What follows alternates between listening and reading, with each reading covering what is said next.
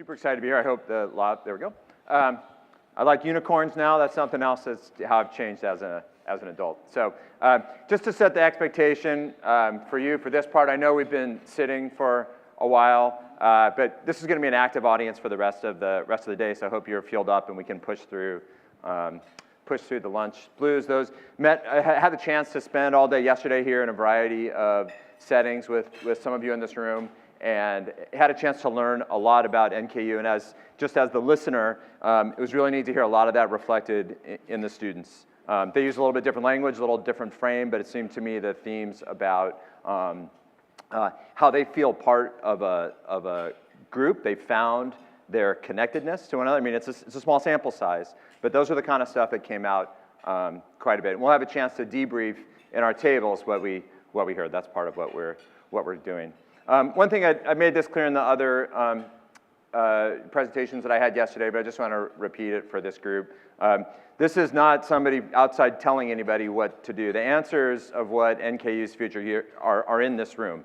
They're in this room, they were in the students' panels, they're in this building, but they're in little pieces that we're going to have to figure out how to put them together in a new way. These ideas are here in this room. I hope that my skill and what I can add is help get those pieces out of your heads, and you see them how they might be recombined differently.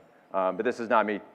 I mean, it could be a different project. I could tell you about national education systems in Scandinavia, but that's not, that's different. I'm happy to talk about that, but that's not what we are. This is the short version of my resume, my background. Again, I just shared this briefly as the quick introduction. But the word, I'm very proud that the word that shows up most frequently in the longest form of my resume is the word learning. So I've tried to keep that at the core of who I am and what I'm about. Design thinking as a process. The short version, the less jargony version is it's about people, not stuff. It's about, so same as we think about for universities, it's about people, not our processes or about buildings. I know we have shiny buildings, but it's ultimately we're about people, and we're about learning from what we do. We're about trying stuff and learning. So that's a sweet spot for higher ed in general. We're going fast. Just to also reiterate what it is not. It's not the special sauce that you go you spend some time with someone who has some training in it, or you go to a place in California or Boston where they give it to you and you bring it back and then you make it, you do it your own. Being specific to context matters, so I hope that's what we get a little bit out of today. And again, to reiterate that design thinking is about people, and these are tools, and like all tools, that's how we use them. This is just a set of tools. So yesterday went through one set of tools to raise engagement, try and raise engagement around campus in large groups and small groups. Today we'll do some more tools, and the idea is that after kicking this off, that you feel a little more comfortable using some tools to uncover beyond what people say. So while we have this inspiring panel of what we heard students say, if we also pay attention to what they think, feel, do, and are afraid, and Hannah used the word vulnerable when they shared out here, and that was really, there was some real powerful sharing there when they surfaced a little bit about being vulnerable. And so that's how people act. And so when we think about design thinking, it's not just what people say. These are tools for helping to understand all that too. So that's the short version. The reason why is, and we heard this from here, we heard this from our morning panel, this is a complex operation. Even 50 years of doing it, it's 12 to 15,000 students. I don't know how many thousands of staff and faculty, how many acres, how many buildings. This is a complex operation, and our task is to talk about it with clarity. We had slightly different definitions of success. The first panel had a different definition of success. It's complex. Our task especially as leaders, but also as the people who have when we all stood up and said who'd been here for the long, we have the institutional memory and institutional knowledge, is to create some clarity from that complexity. So the thing is that also gets a privilege. That means we get to define the terms of how this stuff gets connected. So that's a fun part. But why is this difficult? Why is this difficult to do? And this is just a 30-second movie. I hope the audio is with us on here. And this will just a quick overview of why this is difficult. An event seen from one point of view gives one impression.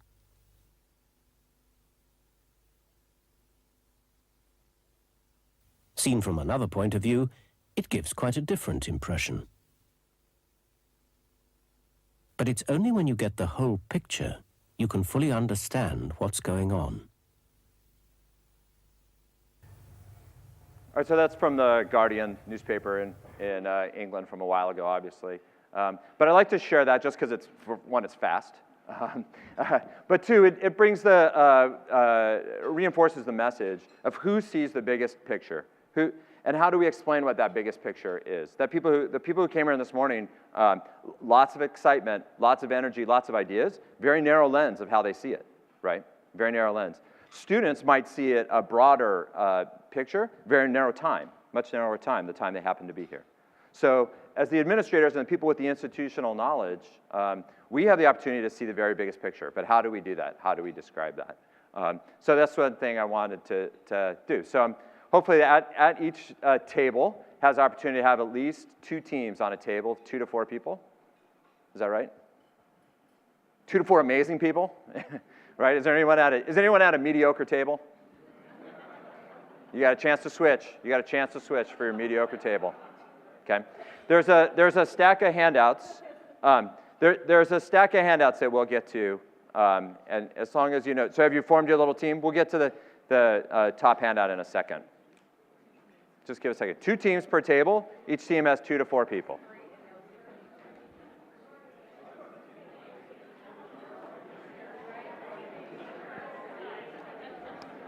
Great. All right. As long as the teams are settled, we can move forward. We can move. Hopefully that wasn't again chance to leave, chance to form an amazing team, chance to leave behind someone else. So the first part before, yep, that's all right. It's exciting. The first part before we get into it. So we heard 4 different points of view. We had 3 different points of view in that video. We heard 4 different points of view earlier today. We heard one from the community. We heard one from university leadership. We heard one rooted in data. We heard one from students. So what I wanted to do is just in your team, not at your table, your team of 3 to 4 or 2 to 4, pardon me. Just take a minute, and this isn't on one of the handouts. This is a pause of what did you hear and what didn't you hear? What did you hear and what didn't you hear? And I'll pull it back together in about 3 minutes. Okay? So please take that 3 minutes. That's all right. We're going to bring it back together. And so I can teach you something about in Scandinavia. In Norway, you clap once. You clap twice. So if you ever find yourself in Norway, that's a way to do it. People respond to clapping. I don't know if it's cultural or because it's the act, but anyway, that's been my experience.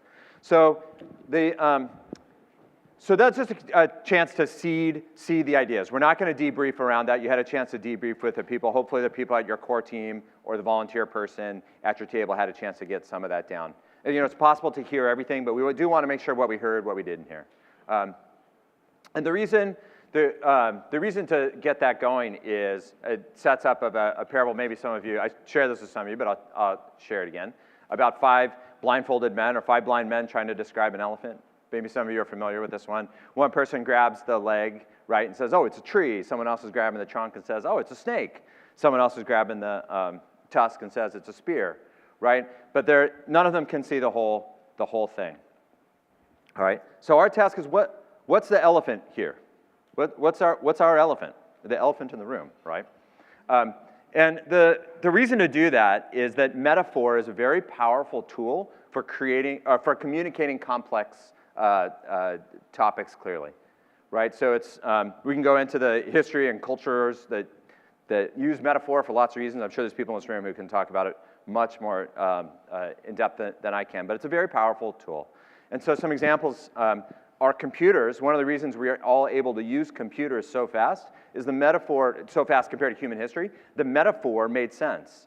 We're not looking at a bunch of zeros and ones. We call them desktops and files and folders, to where students now have probably hardly even touch a real folder, right? But we use this idea as folders and trees. The metaphor makes sense. So that is one of the key reasons that we're able to use digital technology, It's easy to use because the metaphor makes sense. The opposite is the healthcare system. So I would challenge anyone in here who's ever heard a metaphor to describe the healthcare system in America that doesn't involve a curse word, right? So no matter what your feelings are about healthcare in America, and we could, different conversation, obviously, a huge, huge problem is we're not even talking about the same thing. We're not even talking about the same thing.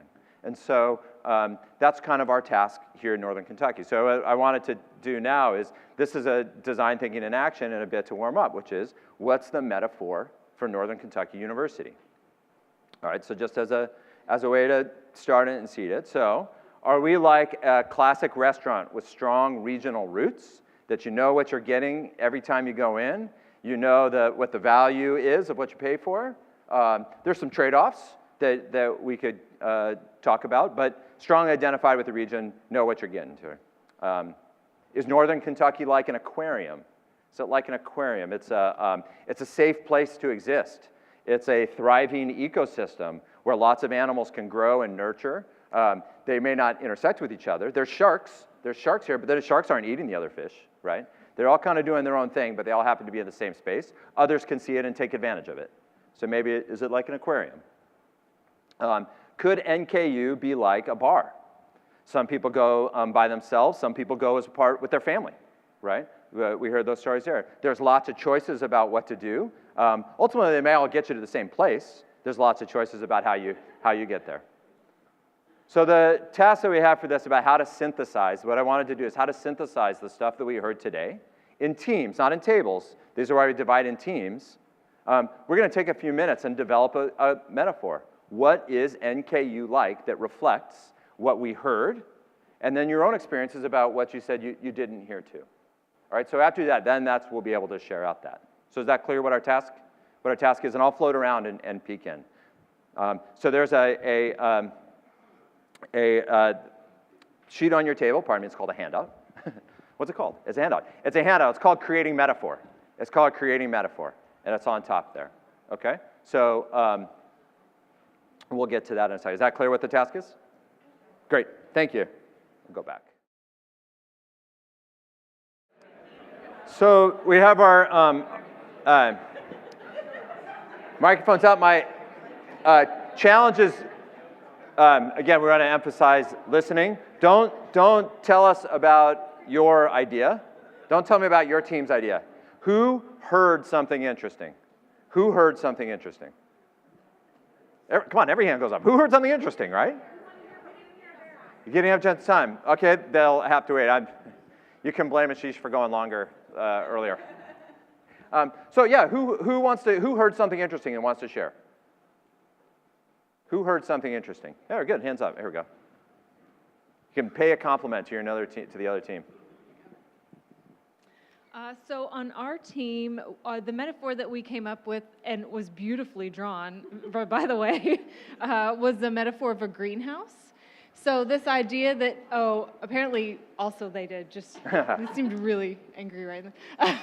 So this idea that we are cultivating and growing innovations, students, ideas, research, but we also kind of have this barrier that somewhat separates us from the environment and the community in a way that maybe is sometimes helpful, but maybe sometimes is not as helpful. Great.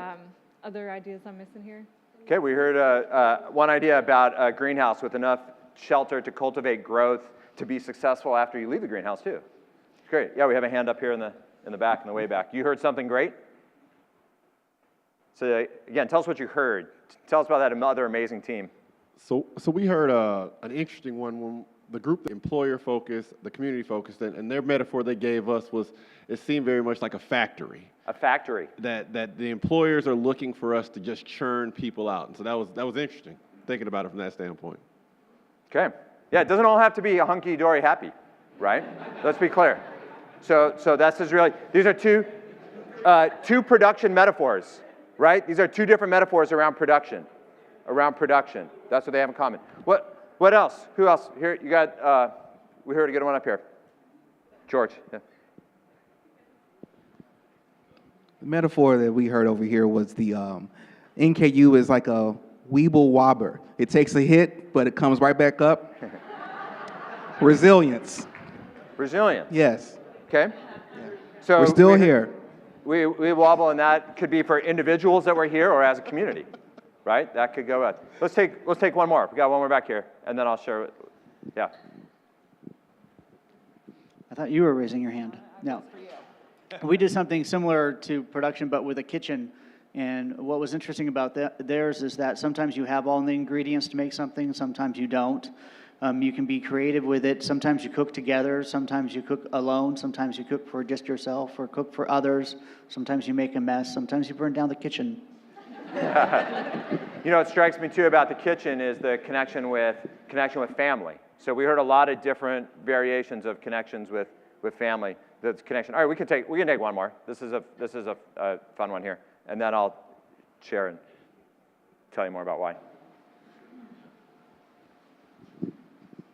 So what my group decided to choose was like a family. What did you hear? What did I hear? Yeah, I'm not interested in your group. I'm interested in your listening. Oh, well. This is a listening. We hadn't Also, wait, shared I yet. say this just, sorry, real quick. I say that kind of facetiously, but our constituents count on us to be listeners. Too often we're tellers, right? I mean, they count on us to be listeners. So I very deliberately set up these activities and questions to be listeners and not to pick on you or anything. But as academics, we want to talk. We want to tell you stuff. And even if we say we're good listeners. So I just want to really explicitly challenge to like, what do we hear? So yeah, so what did you hear? And then we'll have the other team tell you about So yours. what we heard was kind of the common denominator of our metaphors was teamwork. Was how that it's this going back and forth and synergy between the people within a team, you know, whether it be a ship or a family system, that we're working together and it's comparative at the end of the day, and we want to be just as good as the person next to us. Okay. So some elements of team piece, whether that's being in a ship, whether it's being a family. I'll tell you one that I just heard. I asked Duncan in the back of the room and Chase, right? Yeah, about what it was like. And so one thing I heard was it's like a family reunion. It's like a big family reunion. You see a lot of people, you know, you're like, do I know you? Maybe I know you, but I know we have something in common, that feeling. And then the other one that came out was it feels a lot like a home. It feels like I know I'm supposed to be there. I feel good about it here. This is where I'm supposed to be. Feels like a home. So that's the stuff that came out. This is this isn't the defining metaphor of what you're going to use for this strategy process, but I introduced this as a way to talk about this complex thing that we have called Northern Kentucky University with all these different points of view. That maybe one of the things that you can do to engage people is what are we like in order to explain of what we want to be. So if we want to be, do we want to be the messy kitchen? Do you want to be the messy kitchen that's full of love? Are you the experimental kitchen that's churning out new meals? Are we a kitchen in a small family restaurant, or it's a chain with strong local roots? I don't know. You can keep building on that until it says. Now it's there's risk, right? Metaphors break down. People draw the wrong lessons from metaphors, right? We know that's a very real risk. So I'm not here to say like, oh, just come up with a metaphor and people will get it. You know, we can all come up with that, but that is a tool. We all have that tool in our tool belt. It's a way to start conversation. It's a way to engage people who might be uncomfortable about saying feels like a factory. Like they might be uncomfortable. Students might be uncomfortable saying, I feel like I'm just a number here being mass produced like a factory. But if you can get it to the point where like it's a factory, it's one step away, you can kind of uncover that feeling if that's a feeling. You know, and certainly that one didn't come from the students, it came from the employers, but they probably wouldn't use that kind of language around you. So the last one, I hope some of you got a chance to draw and sketch a little bit. Everyone enjoy that? You enjoy it? I mean, it's fun.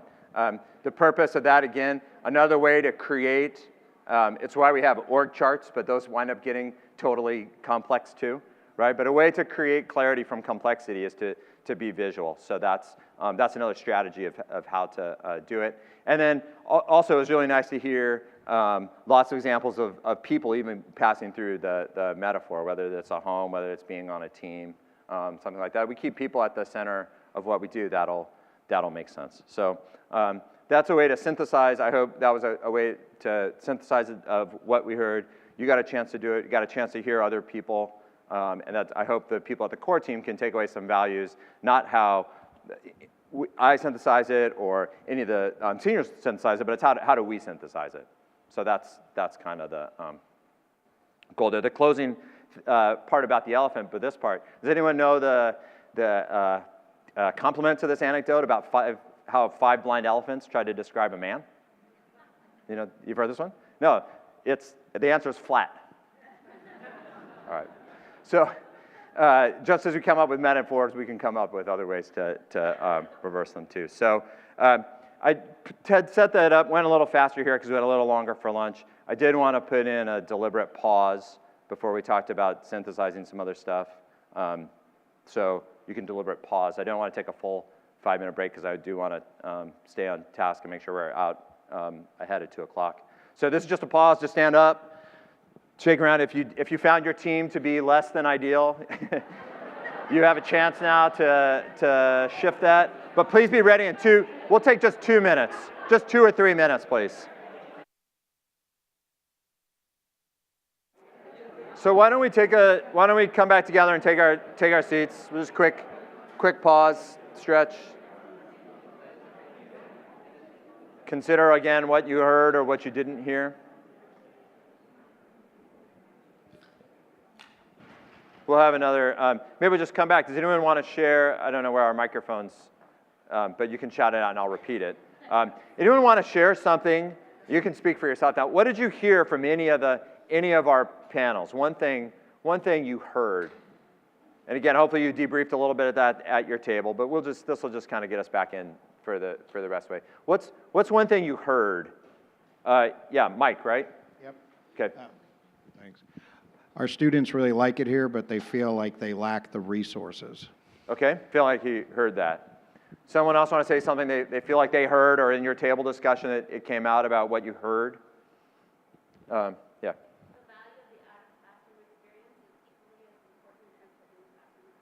The value of the out-of-class experience equally as important as the in-class experience seemed to come out. Yeah, take one more about what you heard. Each of the students had at least one faculty member that served as a mentor outside of just talking about major things, but professional career readiness type things. Yeah. So they all felt that they were ready not just to be proficient in their major, but to be ready as a professional. Absolutely, that role of mentor, relationship, people remember by name. Sure, we'll take one more and then we'll. We have to always be looking for context so those students. We have to always be looking for context so that both students and the community and potential employers understand the value of what we are offering. So continually looking for context so that these different stakeholders understand the value of what we're offering. Like we get it, we understand the metaphor. How come they don't get it? We had a conversation about framing. We had a conversation with framing, right?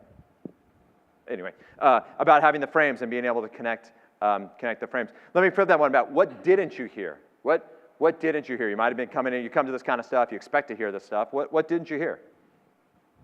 Yes, Doug. Except for one instance with one student who talked about an exciting class that he took that was a topics class. They didn't talk about their major courses that they took, the curriculum thing that we're so concerned about as academics. Right. Yeah, we didn't hear that. What else didn't you hear? You have a hand here, and then we'll go there. We didn't hear from our public sector stakeholders. Didn't hear from the public sector stakeholders. Okay. Here, right here, Sue. We heard from the group panel, the benefit or the how they want us to take risks, but they didn't talk about the benefits of taking risks. Oh, okay. So we heard about risk and assumed that the benefit was clear to everyone. Yeah. What else? What didn't we hear? We'll take a couple more. Solutions. We didn't hear solutions, right? That's our task. We can go here and then. Oh. Yeah, 1, then 2? Sorry, yeah. Yeah, 1 and then 2. Sorry, I didn't see it. We didn't get to hear from students who haven't been successful. Didn't hear from students who hadn't been successful. That's essentially what I was going to share. We didn't hear from students that weren't involved in an organization. Everyone that was on the panel was highly involved, and right. Other than the individual that sat on the end that had just transferred in. Right, Brittany just started here. And she probably heard from 4 other people the importance of being involved. Right, what's her first message? Yeah, one more, someone want to take one more about what didn't, doesn't mean that it wasn't designed, doesn't mean it's that, it just means these are still the questions that are floating out there about what we still want to know. I mean, trying to engage with students who aren't connected and who aren't successful, you know, that's a provocative challenge, how to connect with them. But they all know at least one other person somewhere in this community, whether that's a faculty member, whether that's a fellow student, whether that's something. Everybody here knows at least one other person. So if we can figure out how to navigate that so that it can be that outreach, you might be able to get that voice in. Anywhere else? One more thing of what you didn't hear? Yeah. Didn't hear criticism. Didn't hear criticism from either the employers or the students. Yeah, so that's an interesting opportunity too about how might we hear more direct, frank criticism. Is it an anonymous survey? That can be a way. Is it a ask me anything type activity with the senior administration or that kind of thing? I don't know. Those could be ways to solicit that. So, and that's a good segue. I'm glad you hear that because this next part of what that I want to do is how to try to go over how to use some of these tools to engage more people and then spur some creative thinking. So this is another way of just kind of restating what we did before, that none of us is smarter than all of us, whether that group is 100 people here, whether that group is the 12 to 13,000 students that you have here. None of us is smarter than all of us. Our task is how we combine that. So this last push towards the end of the day, give a couple more tools for engaging stakeholders and prioritizing ideas and looking at ideas, as well as to practice some of these innovative approaches about turning ideas into action. So I hope that one of the things that we get here is a safe practice space with a group of talented people who aren't going to critique you because your drawing of the anthill or the ant colony wasn't as lovely, although it's pretty nice. Yes, it was an ant colony. You know, all of this stuff, it's a tool. These are tools. They take practice on how to use them. Just as our panelists were talking about skills, these are skills. So this is on the kind of innovation side of that. The reason to do that, just to emphasize again, we heard multiple times about how many constraints there are about resources, with time, with money, with money, with money, with money, with money, with time, with money, right? So these are low. This is an opportunity, a tool to test ideas quickly when the stakes are low. So that's what I hope you get. We're trying to connect every idea with students as we talk about putting students at the center and having this idea of student-centered. What does it mean that even if you make a change to the campus recycling agreement, how does that impact students? You know, I don't know if you guys are navigating that. Certainly the parking, we had the example of the parking, how that changes students. We had a discussion about what it would take to have a faculty club or faculty restaurant on campus. How does that connect with students? It could be that's the way to generate interdisciplinary ideas. It's a way to energize faculty, all that stuff. Ultimately, that connects with students. And the other thing that why to apply this as a tool in this process is, again, this is a sweet spot for an academic setting about we learn through every iteration, through every exploration, and continually asking what if and how to improve.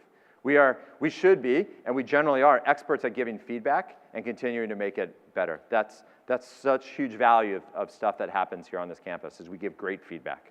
We give great feedback. So when we do that, or we think about it though, and for those of you that have seen this, you can save it. Too often we're trying to just apply force.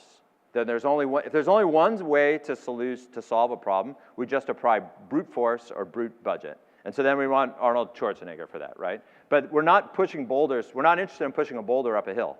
We know how that story ends, right? Instead, we want to apply a mindset. We want to apply the mindset. We want to apply the mindset of how we see ourselves. We see ourselves as strong. We see ourselves as problem solvers. We see ourselves as how we see ourselves, not how others see us, right? Arnold Schwarzenegger, with flashbulbs popping, he's worried about how others see him. Michelle Tanner, she's thinking, I'm the strongest person I know. And who are you to stop me, right? So that's what we mean by applying mindsets. And that's the stuff that we're capable of. When the task about drawing, if you ask a room full of 6-year-olds to draw a picture of something they think it's like, they embrace it and love it and throw into it. And nobody says, I can't draw. You ask a group of adults to draw the metaphor, the super complex thing, how we're going to communicate to a region with however many languages get spoken here. I'm sure it's 70, 80, 90, 100 probably. You know, we need to be visual to communicate to all those people. We go right away to say, I can't draw. We can all draw. We can all draw. All right, so let's go to one of our started tools. So an iPhone is a tool, but another tool is for engaging in the process, and that's, the nickname is called framestorming. Framestorming, how to reframe the challenge. So that's, again, stick with the 2 teams at a table so that everyone has a chance to work on this one a little bit. But this is a tool for engaging people in the process to make them feel heard, and also to help work on the problem to make sure what we're after is really the right problem. So Doug brought up a good point that we might be spending a lot of energy talking about the academic enterprise and what the experience is in class, and not quite sure that's the problem of any of our stakeholders that we heard today. Now, we probably would investigate that further, and that probably is not going to hold up after more than me just saying it out loud. But it's at least worthy of consideration. Like, are we really solving the right problem? Are we really solving the right problem? And so I wanted to demonstrate this by asking, and this is a risk here, is it someone in this room's birthday today? There's 100 people in the room. There's a chance that today is someone's birthday. We're not going to sing, I promise. No singing. No singing. Okay. Take a risk. Didn't work. That's all right. It'll still work. So imagine it was Duncan's birthday today. Duncan, our guy, our sound technician, or Chase, our video technician. Imagine it was their birthday. Imagine if I asked, what kind of cake should we have for their birthday? What kind of cake should we have for their birthday? Chocolate. Ask Duncan. Duncan, what kind of birthday cake? Cheesecake. Cheesecake. Okay? Ask him, made it better. That's a different question than what should we do for Duncan's birthday? What should we do for Duncan's birthday? Roller skate. How about buy a $120 textbook? Too much? Too much? Too hard? Too close? $500? Too cheap? How about, you know? But when we change the question to what should we do for our birthday, right, we get all kinds of answers. There's still all kinds of possibilities. The key thing is we're making him feel recognized because it's his birthday. But we don't have to have a cake. We can just say, we could all sing happy birthday to him, right? Even though we said we weren't going to do that. Keep your expectations. So what should we do for your birthday? And the reason I raise this is, so that's a abstract example, but this is an applied example. And so the girl in this picture is I'm proud to call her, she's my friend, Grace. I'm happy to tell you that she's 3 years old today. And that aside from just being small for her age on all the charts, she's a thriving 3-year-old. But she was born at 27 weeks at 1 pound, 1 ounce in New Orleans. And she is here, a key reason she's here as a 3-year-old is because she had access to this tool, this incubator that I learned yesterday is close to $80,000 is something like that costs. And that's probably just the entry level. But how does it happen if Grace is born on the other side of the planet? So historically how we've tried to solve this problem is, we're going to build hospitals and electricity and generators and space, and then we'll train people, and we're going to do all this designing around so that we could have an incubator there, right? Because we're solving for the thing. We reframe the problem to the problem is how do we keep a baby warm? How do we keep a newborn baby warm, right? When we reframe that problem, we get a product like this thing called Embrace, which is basically a super baby sleeping bag. And it's a cocoon that takes a breakable heat pack. You put it in front, and you can use it around the world. It costs about $50, right? It's a technology that scales. It doesn't need training. It doesn't need electricity, right? It needs just the bare minimum of training. It doesn't need a lot of technical degree. So shifting the problem, right, from how do we have incubators in other parts of the world versus how do we keep babies warm when we move around people. So we want to try and do that, too, here in Northern Kentucky. And so why we do that is that's a way to hold opinions strongly, but be willing to let them go. Be willing to let them go. It's a way to acknowledge success. Hey, we've done it, and it's not the only way. It's not the only way. So this is a way to set up for that box 2 thing. And again, thinking about people, not things. So the ask here today on that first one is thinking about framestorming. That what I want you to do is not think about solutions. This is a pause on thinking about solutions, just for today. We're thinking about the challenge. And so we had 3 three kind of broad challenges that we've been introduced to, or not introduced to, we live with, right? So I want you as your team, in your team, choose one of those challenges. It's either increasing access, improving retention, or preparing for career success. And if you're on that core team and you did this with me yesterday, you can help kind of guide one of these. Just within your group, take not even 30 seconds, just a quick pick. Which challenge are you going to try and reframe? So then thinking about it on this thing, why is that a problem? We're going to ask why at least 3 times. We're going to ask why at least 3 times to see what the problem, are we uncovering a different root cause? Are we uncovering a different root cause, right? So as an example, even just the short version today, when we talked about the word student success, retention, or career success, the word family didn't come up in any kind of way, but all of our students said something about this experience connecting with their family, right? In some way, being a role model to their family, being even having support from a family who didn't know what they were necessarily supporting, and being a model to their daughter. That idea of family made up. So it could be that's where it leads us, right? So I want you to ask at least why 3 times. So if student success, if improving retention is a problem, well, why is that a problem? Because students have lots of different life things that pop up.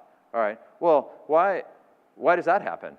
Oh, because students have complicated lives outside of school. Well, what are some of the things that make that complicated, right? And then you're bound to a different branch, and that's going to be those ahas. So what we're going to do is take some 5 to 10 minutes, ask why at least 3 times and interrogate your problem, and then we'll hear how it's shifted a little bit. Okay? We're going to keep working this task, so we're not going to share from everybody, but I do want to I'll be clear. We're going to take two examples, just two examples from the room about how asking why might have shifted the problem. It might not be a huge dramatic shift like incubators to Embrace. I mean, it might be just a little shift. But I just want two examples from the room of how asking why shifted thinking about the problem a little bit. We had one. Looking for 2 examples. Oh, here's one. Okay, great. Oh, right behind you. We shifted from why is retention a problem to why did they choose to come here in the first place? Okay. But then that shifted into what promise did we make maybe that we didn't keep? All right. What promise did we make that we didn't keep? Right, might be right for some further interrogation. We have one more over here? Yeah. Yeah. We talked about how big do we really want to get, and would it be better to keep the students we have, help them graduate? We need a conversation. How big do we really need to get? And then also, we talked about faculty not being engaged because they're either too stretched or stressed, or this is just a stepping stone for something else. And the students. It really made them less engaged in the class because of that. So maybe the question is nuanced around how faculty engagement, we talked about this comment about relationship building being this core part of student success. This is a good segue to our next one about how might we change that. So we did that. Now we have kind of our problem, a refined problem, but we know we're operating in a limited resource context. So what might we do about that? And that's what I want to do, the quick activity here of what do we already have and how do we think differently about using it? What do we already have? And so this is another tool is to think differently about the assets that we have as a community. We heard someone on our student panel describe how the campus feels really empty at 4 o'clock, right, or 5 o'clock, I think he said. So we have this huge asset of the campus community, this buildings, this infrastructure, a warm welcome, inviting them to place something that feels like a home that we might not be using because we got to think about time differently. So that could be a thing. So what I want you to do in the groups is there's a third sheet, this is the last sheet, to think about what do we have? What do we have? Not the deficit model. This is to complement the deficit model of the funding challenges that we face, and it doesn't dismiss them. It still acknowledges them. Let me just be clear. But what do we have? What do we have? So I thought as your group, just give you one constraint of something internal, something we have on this campus. You have beautiful facilities like the one that we're in now. That's an asset. And something external, we heard a lot of goodwill from employers about what it could be. That's a real asset. And another asset strikes me, they believe that NKU can continue to innovate and be better. They didn't describe that level of confidence in other institutions. So that's an asset that not only do they have confidence in what you are now, they have confidence in what you can become. So the task for the next few minutes within your team is, what do we have here? What do we have here? So make a list, please, of the stuff that's on the internal and external, and then we're going to combine them in a second. So, but that's just a setup here for about 5 minutes. All right, so I hope you have a good list. I hope you have a pretty good list. I hope you have a pretty good list, and this goes to the question earlier, which is, these are things we have. These are things that we have. It could be strength and diversity. We have great relationships with faculty. We have these kind of hard campus facilities that we talked about. An asset that I had, that I learned about today, you know you have the most amazing lost and found system in this building? Does anybody know that? It's amazing. You know that. You paid for it. Well, it's fantastic. I used it this morning. The woman, I left a sweater here last night. The woman working the desk here was able to look it up, but got checked in, got inventoried. She knew right where to got it. I had it back in 20 seconds. All right? Huge asset to help an outsider find something that's lost, right? So, but I share that example not just to pay you a compliment, but you have some expertise in helping people who lose things find things, right? We heard the story about students who feel lost. We have the ability to help them found again. Might be get found again. It might be more difficult than getting into a computer, right? But we have the skill, we have the expertise here to navigate that and think about how to make that elegant process. So it'd be interesting to leverage the operational side of that for students who withdraw. We don't know why. There's some overlap there. So the idea here is to take at least two of these assets and combine them to how that could make an impact on your reframe challenge. So that's kind of the last ask of Manny, and then we'll debrief. So you hopefully came up with a list of internal and external assets. I just gave an example of how you might use a asset differently to help your challenge. I want you to try and think about that, but try and at least combine at least two of them. The metaphor that I was thinking about were Lego pieces, right? How do you assemble them differently? The ideas are in our heads, we just need to apply them a little differently. So how might you apply at least two of your assets to your reframe challenge? And then we'll share out in a little bit. So I want to make sure that the core team member at each of these tables, that there's a core team member or the superstar volunteer who's going to help, that you're aware of the conversation that's happening and can report it back up to table 2 here about this is the stuff we heard about we could. Okay, we could. So we're just now I want to just kind of hear, this is a chance for you to tell us about your idea, not to necessarily pay the compliment to others. We did that one. We're just looking for some examples. We could of combining assets to solve this problem in a different way. So it's going to say we could. You got to start a sentence with we could. It doesn't matter how fantastical it is or how weird it is. We could. Who's going to share? What did you talk about combining your assets in different ways?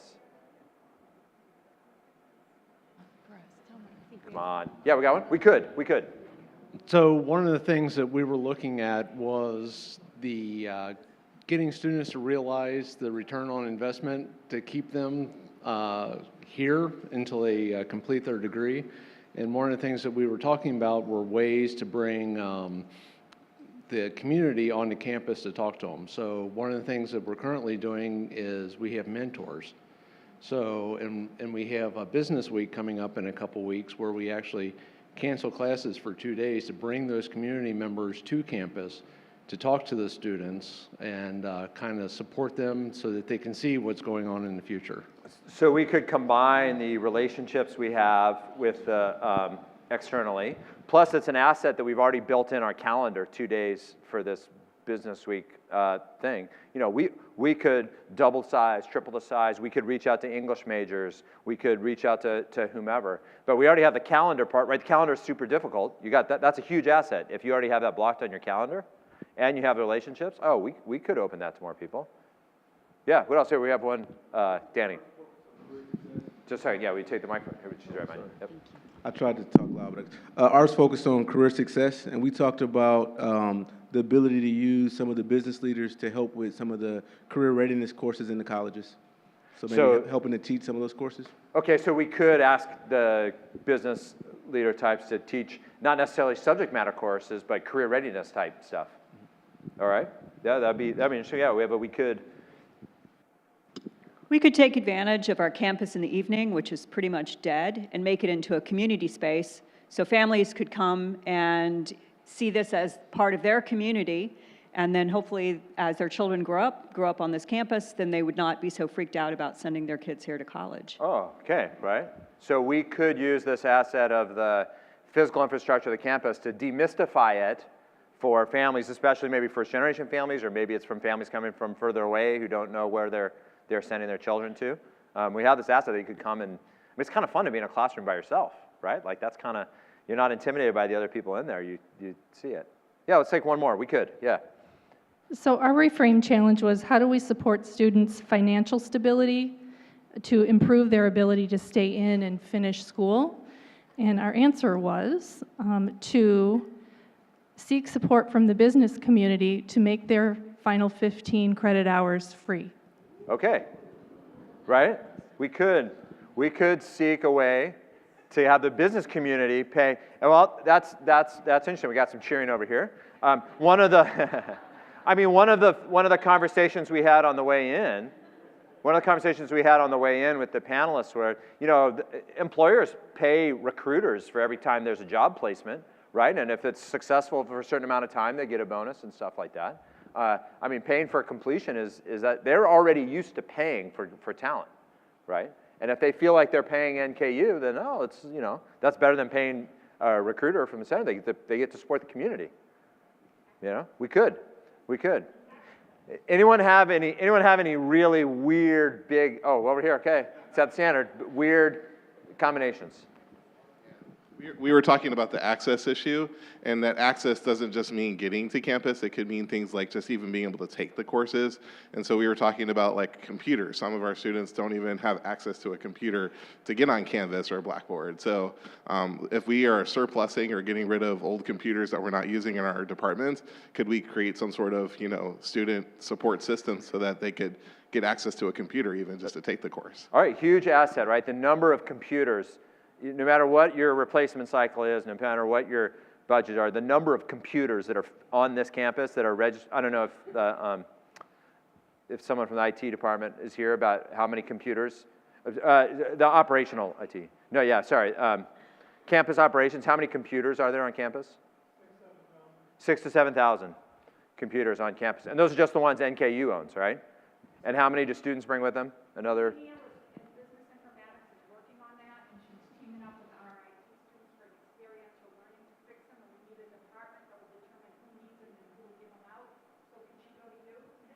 Yeah. Yes, and. Yes, and. The answer is yes. Yes, and. Yeah. That's great. That's why you get together in a big group, by the way. That's why you get in a big group, even if stuff gets stalled out a little bit. You get the very specific ideas that come out, and a team that gets generated idea. Look, we have a lot of those ingredients in place. These assets are in place. They're not fully lined up, but they're really close. They're really close. So that's great, I think, actually. Did anyone come up with a really weird one, a really big, it was weirder than drinking beer with the graduates to take advantage of the beer scene? Anyone come up with anything really, really out there? That's right, you can tell me later if you did. Anyone say stuff like trying to offer classes? It sounded like there was some success in reaching high school students in a variety of ways, either having them do enrolled here or faculty teaching classes in schools. Anyone talk about teaching classes for elementary students? We have assets in the, so that's possible. We could get them, same problem, how do you feel more comfortable on campus? We don't get to know you as juniors and seniors in high school, we get to know you as second graders, which by the way, they were talking about doing, right? Those panelists were talking about, we're working with all these elementary schools and stuff like that to train the workers of the future. So that occurred to me. You could start college when you're 7. If you can find the right language around it, it might be a way to change your identity as a 7-year-old. So So that's the point. We're all capable of coming up with ideas. We're all capable of seeing what we have differently. We don't need to necessarily buy more stuff. You know, we can take more money, but we don't need to buy more stuff. We don't need to necessarily bring more people in. We maybe think about how we use that stuff differently, and maybe we do. But we have a lot of assets that we can already start from. We don't, having an asset-based model and a deficit-based model are not mutually exclusive. We know both of those things can exist side by side.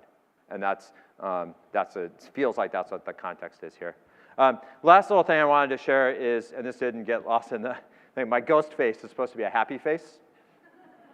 But the design thinking is built on iteration and improving and continually improving, not just giving one feedback or idea. So I just wanted to quickly share a matrix for how to give feedback on ideas if people come out with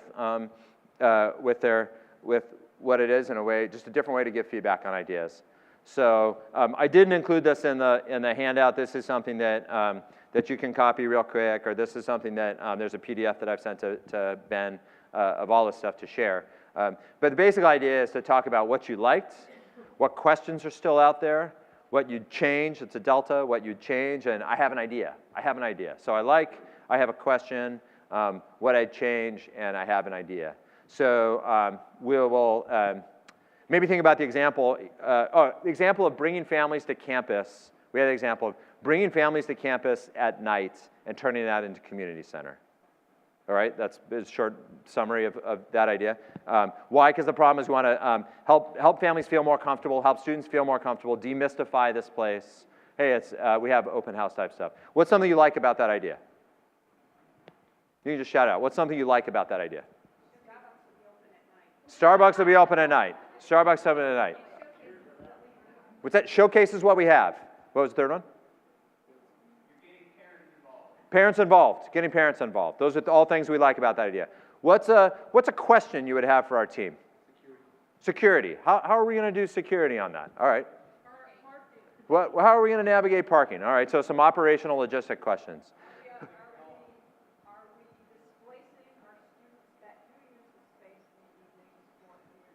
How would we navigate the trade-off between displacing students and community people? All right, so that would be a question. Let's go to the fourth one. Idea. Who's got an idea to make that idea even better? Who's got to make an idea to build on that? Include the students. Include the students with the visitors. Find some activity where they can interact with one another. Utilize buildings that aren't often used by students to separate that, especially at night. Like this building's probably pretty crowded at night, but other buildings may not be. Right. Free concerts. Free concerts. Have a draw come here, not just the campus, but some kind of entertainment. All right, so what's one thing you'd change? What's one thing you'd make a change idea? This is where you can worry about needling people a little bit, but that's all right. It's a safe place, right? It's just an idea. What's one thing you'd change about that idea?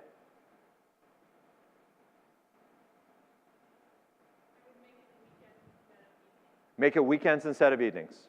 Make it weekends instead of evenings. Okay. Maybe that helps current students manage that time better. It's maybe more accessible to families. On a weekend is easier to get here than an evening. So, yeah.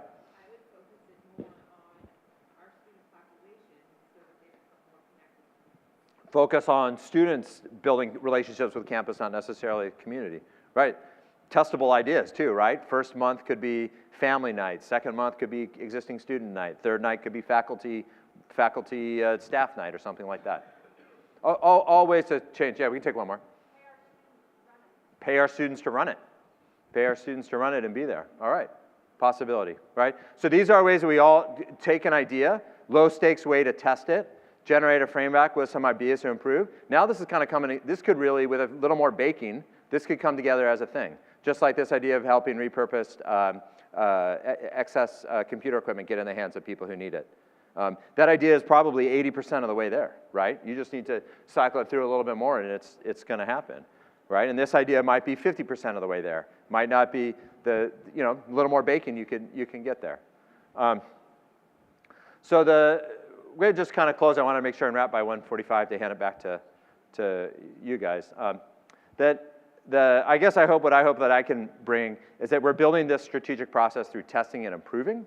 I mean, I hope that's exciting and inspiring. It's not one person telling us. It's continually testing and improving and building the process. And then that process leads to the kinds of things that the vision that we described that NKU could be. Again, to circle back, and we just did this. This is why I want to end with this slide and kind of reminder. The ideas of how to do that are in this room. We just heard two pretty operational. They're a little tactical after we talk about it, but those are pretty operational things that we could make happen with a minimum amount of further baking to keep that one going. Really, it's inspiring to be in this room where those ideas kind of come up. And so I hope that one thing that you leave with is this idea of, when you think about the assets, the capabilities that all of us have to envision the way things could be is an asset. And that's an asset. And so the goal of what we tried to do today was kind of strengthen that asset of what you already had. And so that's to recap. Learn the techniques for engaging stakeholders and prioritizing ideas. We did that. I hope you get a chance to practice some of that and turn it into action. And so with that, I'll just say thank you and unicorns. And so, yeah. And then we are on schedule and kind of ahead of schedule, so that is absolutely great. I know there were lots of ideas bubbling up and things, and Ben's given some instructions about making sure we do that. But before I just close with remarks, because I don't have a lot more to say from what we've been hearing and listening and having discussions. But any final questions, thoughts, anyone that had something pressing to say or wanted to make sure we put on the table for everyone to hear before we kind of wrap it up here? Just want to make sure we didn't miss anything, because we just seemed like it went really pretty quickly. At least that's the way I thought. So just want to make sure. Hannah, Matt, anything you want to add to the conversation?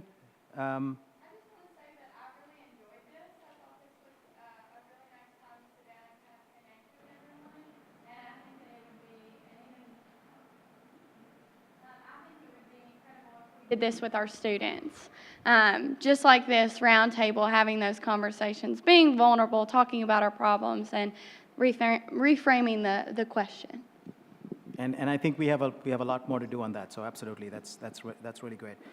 So a couple of quick things to wrap it up. First and foremost, so last evening, just before we were finishing up the conversation, we talked about sort of what's the big outcome for this day, for this retreat. And we had spent some time earlier talking about too many meetings. And so I said the irony, we've got too many meetings, but we're having this big, long 8 a.m. to 2. That's why I changed it to retreat. See, that was pretty smart. It's not a meeting, it's a retreat. So think about that, a cafe discussion. But I said, one of the things, especially because we are embarking on a sort of an adventure that we don't quite know how we're going to navigate. We all know the importance and the urgency of the work. We are trying to get a better sense of our own identity, our own purpose, getting some clarity. I really like that clarity from complexity. We are seeking that internally, externally, so that there is a better connectedness between us and the larger frame of the work. And I've said this before many times, and I've said it to some of you multiple times. The work that we do is not only just noble, it is critical and essential. And this is not superfluous, but it is essential to America's democracy. So finding better ways to do this is in everyone's best interest, not just our own. And I think that's why this is so critical and such energizing work. But the outcome I had was, I hope that most of us would leave today saying, not too bad. So I hope we've achieved that. But I want to just thank several people, and I know I'm not going to get the full list here, that made this all come together. And this will be the first of many conversations. I'm looking at some of the core team folks who are out there. We've got a lot of work cut out for us, but it's just the beginning. I want to thank Sue Art Rollins, the cabinet, and Ben for kind of putting the agenda and kind of pushing through this notion. They gave me last year's agenda, and we kind of, I think, put that to the side and started from scratch. So thank you so much for the work there. I want to, again, thank Carrie, Tony, and Mary for all the work that you did in coordinating all the logistics. Duncan, we know your name now. We know it's not your birthday. But thank you anyway. And I'm sorry I didn't catch your name, but Chase, thank you for what you've done. We've captured all this for, so that we can replay it if we have those that missed it. So there's lots. Well, I do want to thank Chartwells and their staff for serving us today. They did a very nice job in this. I think our panels were excellent. The student panel, of course, in particular, our table sort of discussed that they were kinder than usual, but that's okay. They were vulnerable, and we're glad we had a chance to see them, and I think we need to do a lot more with our students and hear their voices and their hopes and aspirations. It's going to drive the work for us for sure. The community panel, of course, I know that, I hope you have a really good sense, because we talked about maybe a slight disconnect between how much the campus really, I think, fully realizes the high regard and the respect the community has for NKU.